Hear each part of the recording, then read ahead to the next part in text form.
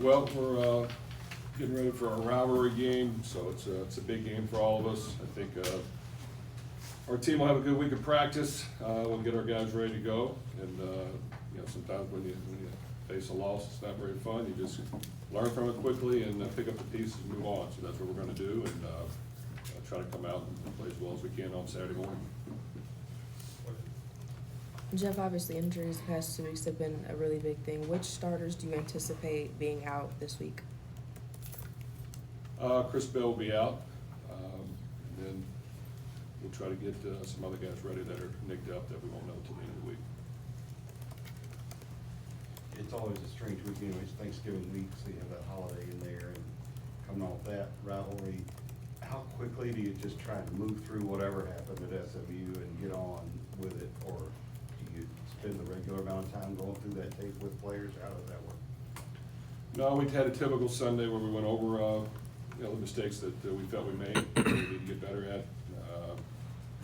We didn't shy away from it. There were a lot of things on there that we could all have done better.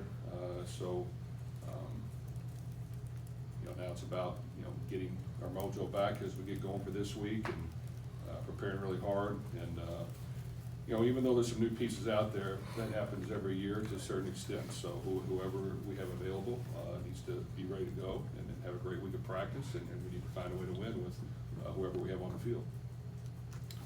Jeff, with the injuries that you have had this season, how does this shape your thought process moving forward in terms of getting with Vince and with your roster constructions, like figuring you might need X, Y, Z in terms of depth? And do you know what I'm getting at? Just how has this season, the way this season has played out with the injuries and everything, formed how you might put the roster together going forward?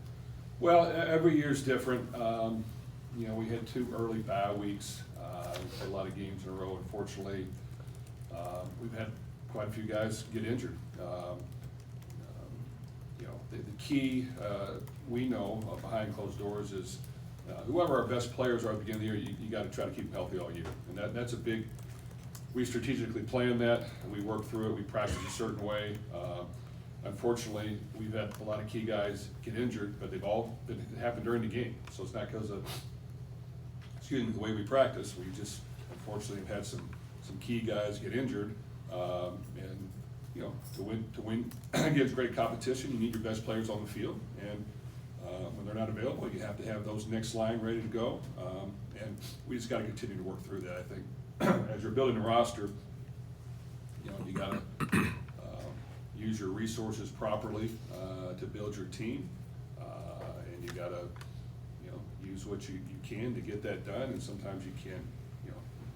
Getting 3, 4, or 5 deep at certain spots is maybe not realistic. But we got to continue to recruit young talent, develop young talent, and just make sure we practice all of our guys year round like they're going to get ready to play, and they need to handle it that way themselves.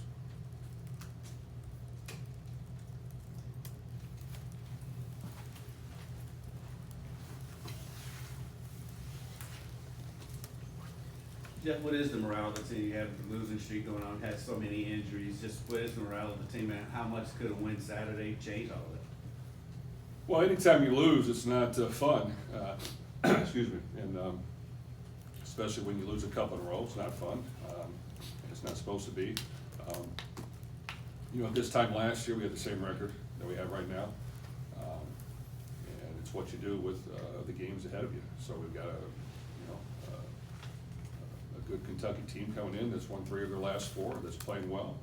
They'll get a chance to play in front of our home fans and show what we're made of, and show how we can bounce back, and then you progress to the postseason play, and you try to put your best performance together there and finish the season strong. So it's up to us right now, how we handle that and how we move forward. But I expect our guys to practice well and play well. Jeff, you talk about Kentucky and what you see specifically offensively with what they've done over the course of the last month or so, and maybe what's different? Well, you can tell that Cutter Boley is playing very well. He's playing confident. He's definitely got his feet in the ground, knowing what he's doing. He's got some mobility. He can spread the ball around, he can see the field, and really the offense runs through him. So he's somebody that we gotta do a good job of, and make sure that we disguise some things, put pressure on him, get after the quarterback. All those things have to happen. I think for us, we need our defense to, to defend him well, and we need our offense to step up and score points. Jeff, I was curious if you expect maybe Miller Moss to be potentially available for this game, but even if he is, would you potentially roll out Deuce Adams out there again, even if Miller Moss is available? Well, we're going to try to get Miller healthy. He's got an injury he had. We'll try to get him healthy.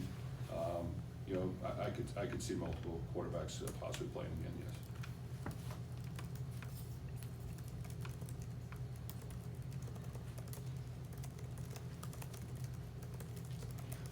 When you go through so many injuries, as you talk about, how do you, it's one thing to have the next guy ready, and then when that's what everybody wants to have, but when it's the third and fourth guy down the list that keep getting injured, how do you keep guys focused and keep guys ready to go in practice? Like say at running back, when, the other day, Sean was in the game and everybody else was injured. How do you kind of keep other guys ready and motivated? Well, we are a little bit low than what we have been before. That is what it is. But you know what? Whoever is able to practice this week, we gotta practice, and we gotta put in the work, and we gotta work at it, and we gotta put a plan together that utilizes our weapons as well as we can. And then we've got to be aggressive in how we attack. I think we're at a point where playing conservative, controlling the ball, playing good defense. We may need to crank that up a little bit and take some more chances and just allow these guys to go play. It just feels like when you get in the situation, there's just no margin for error.